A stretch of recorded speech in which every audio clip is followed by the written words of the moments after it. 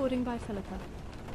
The Student's Roman Empire, Part 1, by John Bagnall Bury. Chapter 2, The Principate. The task which devolved upon Caesar when he had resigned the triumvirate and the proconsular power, which had been conferred on him in 43 BC, was to restore the Republic, and yet place its administration in the hands of one man, to disguise the monarchy which he already possessed, under a constitutional form, to be a second Romulus, without being a king. He still held the tribunician power, which had been given him for life in 36 BC. On January the 16th, in the year of the city 727, 3 days after Caesar had laid down his extraordinary powers, the Roman Empire formally began. Munatius Plancus on that day proposed in the Senate that the surname Augustus should be conferred on Caesar in recognition of his services to the state. This name did not bestow any political power to the name of the emperor. It suggested religious sanctity and surrounded the son of the deified Julius with a halo of consecration. The actual power on which the empire rested, the Imperium Proconsulare, was conferred upon, or rather renewed for, Augustus, so we may now call him, for a period of 10 years, but renewable after that period. This imperium was of the same kind as that which had been given to Pompeius by the Gabinian and Manilian laws. The imperator had an exclusive command over the armies and fleet of the Republic, and his province included all the most important frontier provinces. But this imperium was essentially military, and Rome and Italy were excluded from its sphere. It was therefore insufficient by itself to establish a sovereignty, which was to be practically a restoration of royalty, while it pretended to preserve the republican constitution elected to that magistracy each year for the 4 following years. The consular imperium, which he thus possessed, gave him not only a locus standi in Rome and Italy, but also affected his position in the provinces. For if he only held the proconsular imperium, he was merely on a level legally with other proconsular governors, although his province was far larger than theirs. But as consul, his imperium ranked as superior, maius, over that of the proconsuls. He found, however, that there were drawbacks to this plan. As consul, he had a colleague, whose power was legally equal, and this position was clearly awkward for the head of the state. Moreover, if one consul was perpetual, the number of persons elected to the consulship must be smaller, and consequently there would be fewer men available for those offices which were only filled by men of consular rank. The consuls, too, were regarded as elected to the consulship must be smaller, and consequently there would be fewer men available for those offices which were only filled by men of consular rank.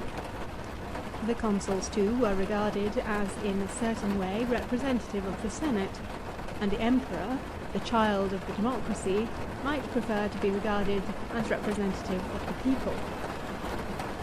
His thoughts therefore turned to the tribunate, which was specially the magistracy of the people. But it would have been more awkward to found supremacy in civil affairs on the authority of one of 10 tribunes than on the powers of one of 2 consuls. Accordingly, Augustus fell back on the tribunicia potestas, which he had retained, but so far seems to have made little use of it. In 23 BC he gave up his first tentative plan and made the tribunicia potestas, instead of the consulship, which he resigned on June 27th, the second pillar of his... In 23 BC he gave up his first tentative plan and made the tribunicia potestas, instead of the consulship, which he resigned on June 27th, the second pillar of his power. The tribunician power was his for life, but he now made it annual as well as perpetual, and dated from this year the years of his reign. Thus, in a very narrow sense, the empire might be said to have begun in 23 BC. In that year, at least, the constitution of Augustus received its final form. After this year, his 11th consulship, Augustus held that office only twice, 5 and 2 BC. Subsequent emperors generally assumed it more than once, but it was rather a distinction for the colleague than an advantage for the emperor. But the tribunicia potestas alone was not a sufficient substitute for the consulare imperium, which Augustus had surrendered by resigning the consulate.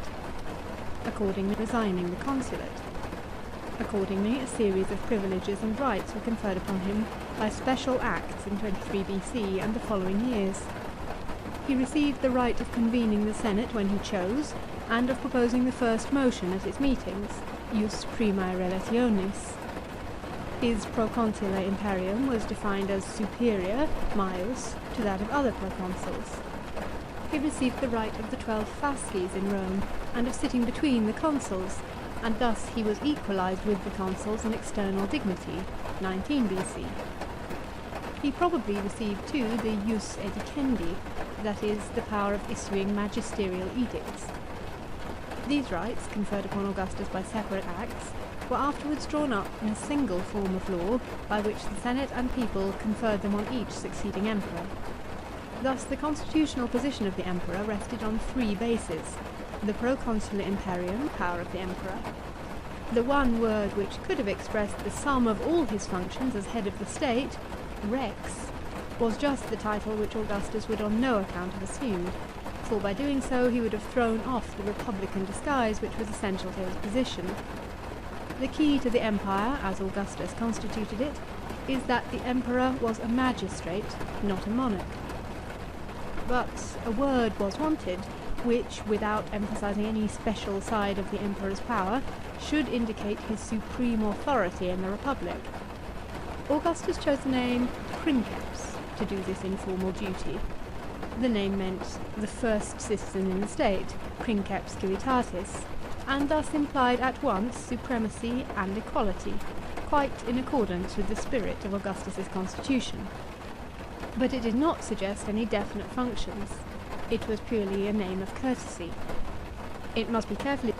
The senator who was first on the list of the conscript fathers, and had the right to be asked his opinion first, was called princeps senatus, and that position had been assigned to Augustus in 28 BC. But when he or others spoke or wrote of the princeps, they did not mean Prince of the Senate, but Prince of the Roman citizens. The empire, as constituted by Augustus, is often called the Principate, as opposed to the absolute monarchy into which it developed at a later stage. The Principate is in fact a stage of the empire, and it might be said that while Augustus founded the Principate, Julius was the true founder of the empire. According to constitutional theory, the state was still governed under the Principate by the Senate and the people. The people delegated most of its functions to one man, so that the government was divided between the Senate and the man who represented the people.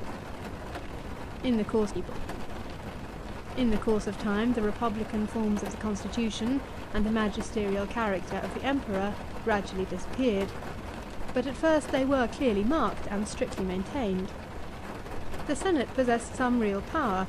Assemblies of the people were held, consuls, praetors, tribunes, and the other magistrates were elected as usual. The Principate was not formally a monarchy, but rather a diarchy, as German writers have called it. The princeps and the Senate together ruled the state.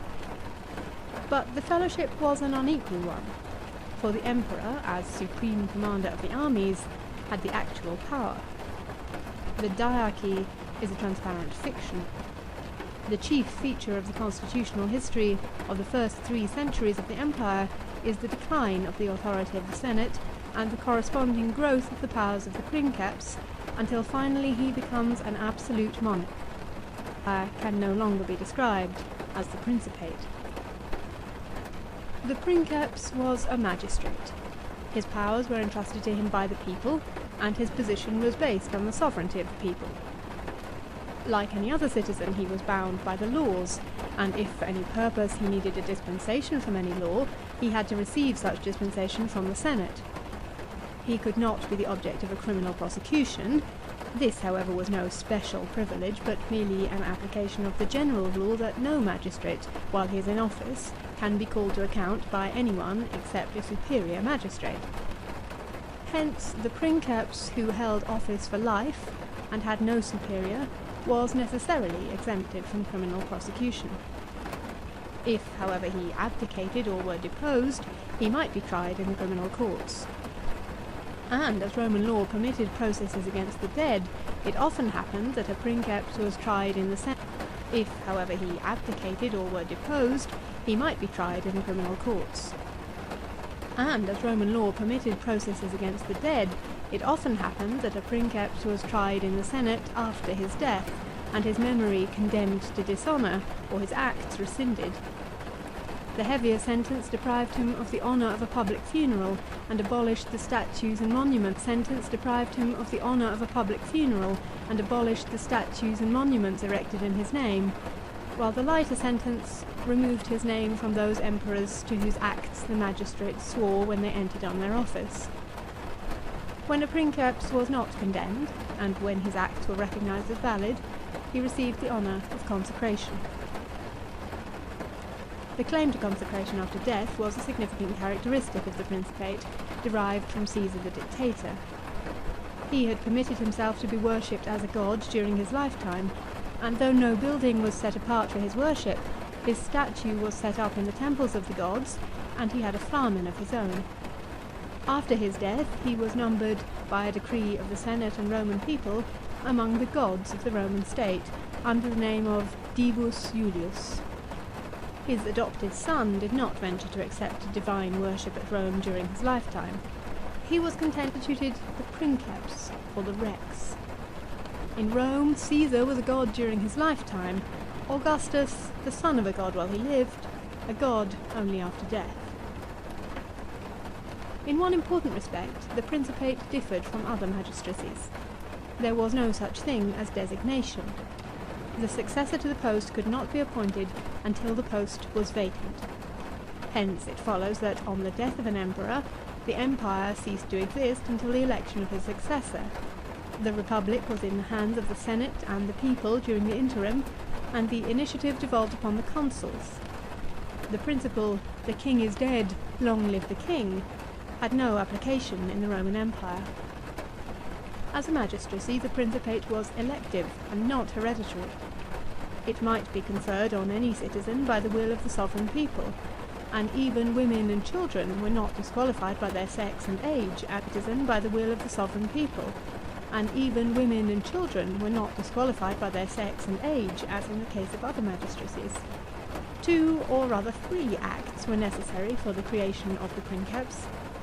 He first received the proconsular imperium, and along with it the name Augustus.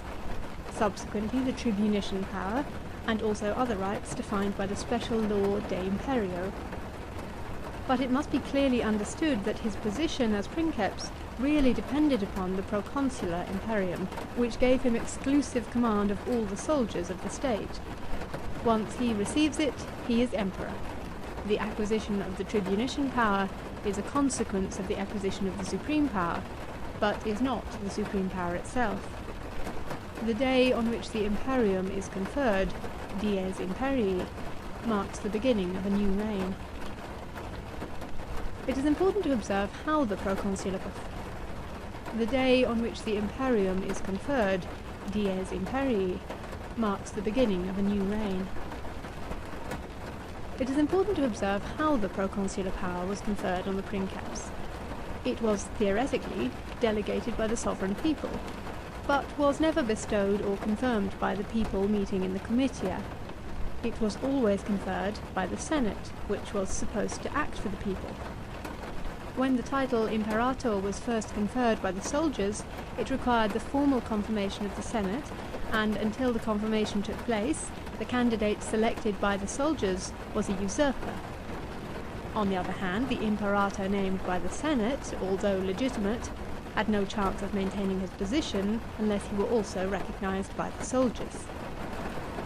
The position of the new princeps was fully established when he was acknowledged by both the Senate and the army. After Augustus, unless he were also recognized by the soldiers. The position of the new princeps was fully established when he was acknowledged by both the Senate and the army.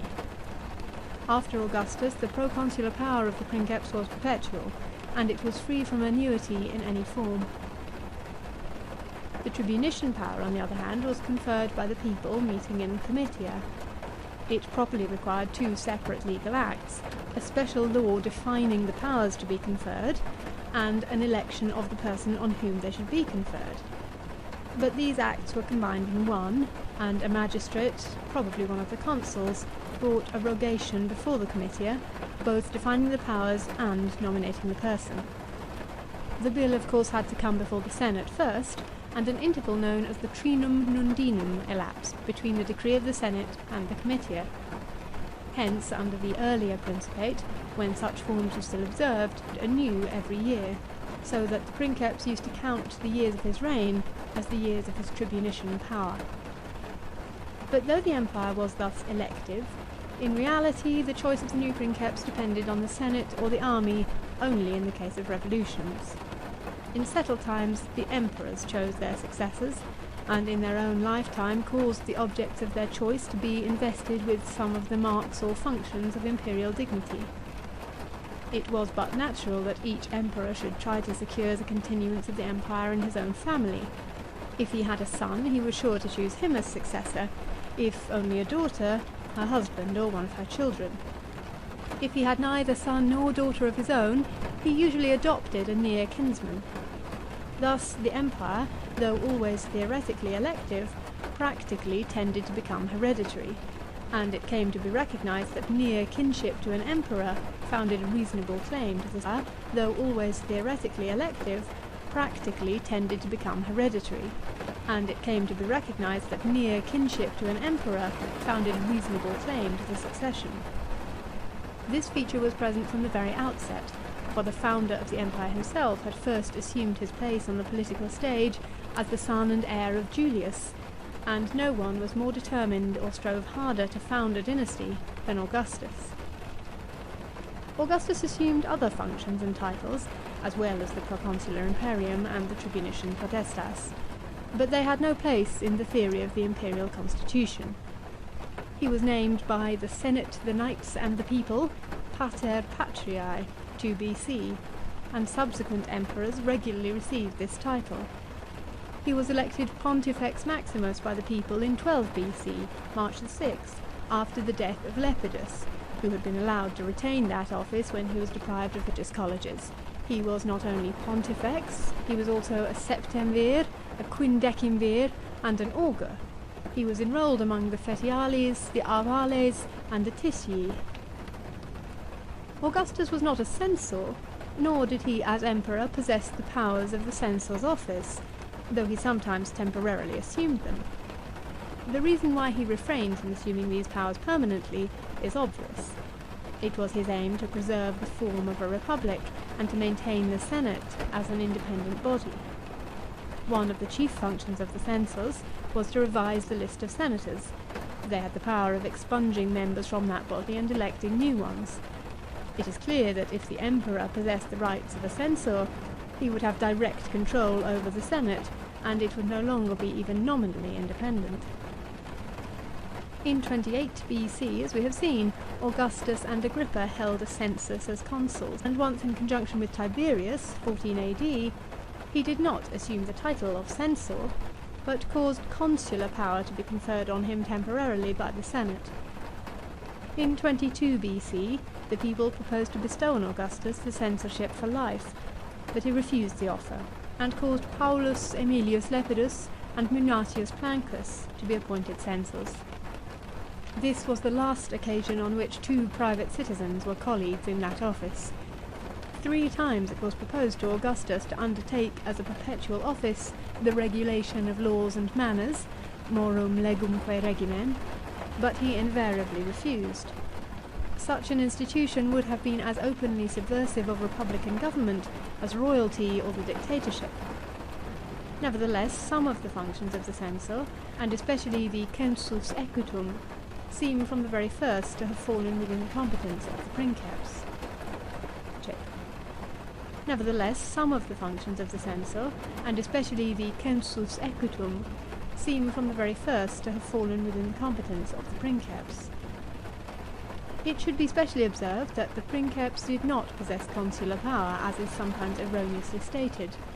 Occasionally it was decreed to him temporarily for a special purpose, but it did not belong to him as Princeps. While the emperor avoided the names Rex and Dictator, he distinguished himself from ordinary citizens by a peculiar arrangement of his personal name. 1. all the emperors from Augustus to Hadrian, with 3 exceptions, dropped the name of their gens. 2. They never designated the tribe to which they belonged. 3. Most of them adopted the title imperator as a praenomen. This designation had been first used as a constant title by Caesar the dictator, being placed immediately. 3. Most of them adopted the title imperator as a praenomen. This designation had been first used as a constant title by Caesar the dictator, being placed immediately after his name and preceding all other titles. Thus it might have been regarded as a second cognomen, and the younger Caesar claimed it as part of his father's name, and, to make this clear, adopted it as a praenomen instead of his own praenomen, Gaius.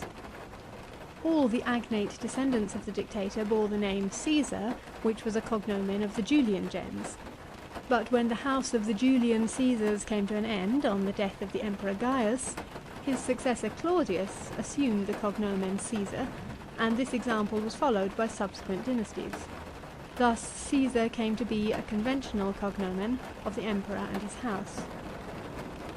Augustus was a title of honour. It did not, like imperator or consul, imply a cognomen of the emperor and his house. Augustus was a title of honour. It did not, like imperator or consul, imply an office, and hence an emperor's wife could receive the title Augusta. But it was not, like Caesar, hereditary. It had to be conferred by the Senate or people. At the same time, it was distinctly a cognomen, and it has clung specially to him who first bore it as a personal name. It was always assumed by his successors along with the actual power, and it seemed to express that, while the various parts of the emperor's power were in their nature collegial, there could yet only be one emperor. In much later times, Augustus and Caesar were distinguished as greater and lesser titles. The emperor bore the name Augustus, while he whom the emperor chose to succeed to the throne was a Caesar. Moreover, there might be more than one Augustus, and, for the investiture with the proconsular imperium, was regarded as the first acquisition of the name imperator, so that on the first victory after his accession, the emperor designated himself as imperator II. The order of names in the imperial style is worthy of notice. In the case of the early emperors, Caesar comes after the name. For example, Imp Nero Claudius Caesar Augustus. With Vespasian begins a new style, in which Caesar generally precedes the proper cognomen, thus Imp Caesar Vespasianus Augustus. Augustus retained its place at the end. The princeps had the right of appearing publicly at all seasons in the purple-edged toga of a magistrate. On the occasion of solemn festivals, he used to wear the purple gold-broidered toga, which was worn by victorious generals in triumphal procession. And although in Italy he did on the occasion of solemn festivals, he used to wear the purple gold-broidered toga, which was worn by victorious generals in triumphal procession. And although in Italy he did not possess the imperium militiae, he had the right to wear the purple paludamentum, purpura, of the imperator, even in Rome. But this was a privilege of which early emperors seldom availed themselves. The distinctive headdress of the princeps was a laurel wreath. As imperator he wore the sword, but the sceptre only in triumphal processions. Both in the Senate House and elsewhere he sat on a sella curulis, and he was attended by 12 lictors, like the other chief magistrates. His safety was provided for by a bodyguard, generally consisting of German soldiers, and one cohort of the Praetorian Guards was constantly stationed at his palace. Under the Republic, the formula of public oaths was, and one cohort of the Praetorian Guards was constantly stationed at his palace. Under the Republic, the formula of public oaths was couched in the name of Jupiter and the penates of the Roman people. Caesar the dictator added his own genius, and this fashion was followed under the Principate. The oath was framed in the name of Jupiter, those emperors who had become divine after death, the genius of the reigning emperor, and the penates. The princeps also had the privilege of being included in the vota, or prayers for the welfare of the state, which it was customary to offer up in the first month of every year, and it was regarded as treason to encroach on either of these privileges, to swear by the genius or offer public vows for the safety of any other than the emperor. After the Battle of Actium, the birthday of Augustus had been elevated to a public feast, and hence it became the custom to celebrate publicly the birthday of every, differed from those of private persons, in that every person who wished, provided he was of sufficiently high rank, was admitted. It was part of the policy of Augustus to treat men of his own rank as peers, and in social intercourse to behave merely as an aristocrat among fellow aristocrats. There was formerly no such thing as court etiquette, and the emperor's palatium was merely a private house. But the political difference which set the princeps above all his fellow citizens could not fail to have its social consequences, however much Augustus wished to seem a peer among peers.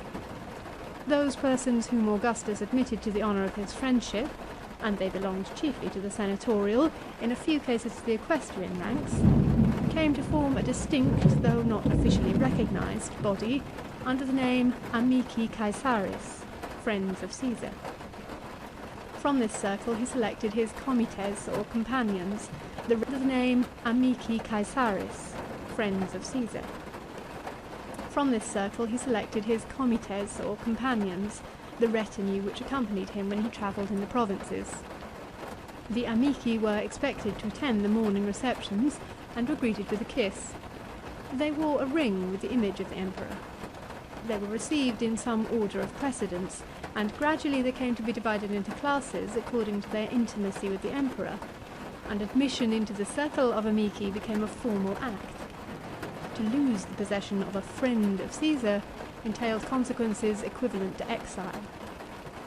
Invitations to dine with the emperor were also probably limited to the Amici. Thus, at the very beginning of the Principate, there were the elements of the elaborate system of court ceremonial which was developed in later centuries. The position of the comites was more definitely marked out. They received allowances and had special... It was not lawful under the free Commonwealth to set up in any public place the image of a living man. The image of the princeps might be set up anywhere, and there were two cases in which it was obligatory that it should appear, namely in military shrines along with the eagle and the standards, and on coins. Sometimes it appeared on the standards themselves. In regard to coinage, Augustus held fast the royal privilege which had been accorded by the Senate to Caesar in 44 BC, and the right of being represented on the money of the realm was exclusively reserved for the emperor or those members of the imperial house on whom he might choose to confer it.